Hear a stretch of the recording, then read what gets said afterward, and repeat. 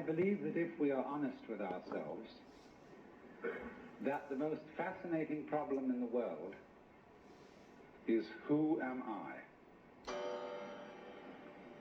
What do you mean? What do you feel when you say the word I? I, myself. I don't think there can be any more fascinating preoccupation than that, because it's so mysterious, it's so elusive. Because what you are in your inmost being escapes your examination in rather the same way that you can't look directly into your own eyes without using a mirror. You can't bite your own teeth. You can't taste your own tongue. And you can't touch the tip of this finger with the tip of this finger.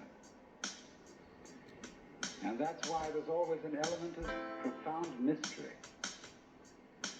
in the problem of who we are. This problem has fascinated me for many years, and I've made many inquiries. What do you mean by the word I? And there is a certain consensus about this, a certain agreement,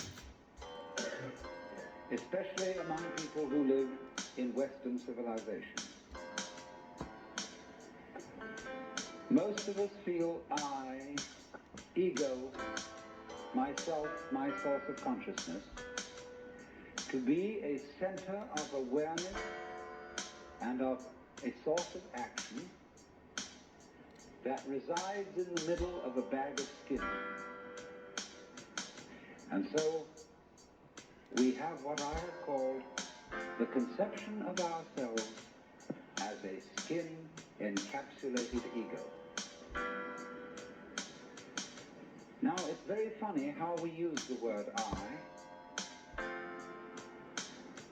If we just refer to common speech, we are not accustomed to say, I am a body. We rather say, I have a body. We don't say, I beat my heart, in the same way as we say, I walk, I think, I talk. We feel that our heart beats itself, and that has nothing very much to do with I. In other words, we don't regard I, myself, as identical with our whole physical organism. We regard it as something inside us. And most Western people locate their ego inside their heads. You are somewhere between your eyes and between your ears, and the rest of you dangle from that point of reference. It is not so in other cultures. When a Chinese or Japanese person wants to locate the center of himself, he points here, not here. Here, to what Japanese call the kokoro, or the Chinese call shin, the heart, mind.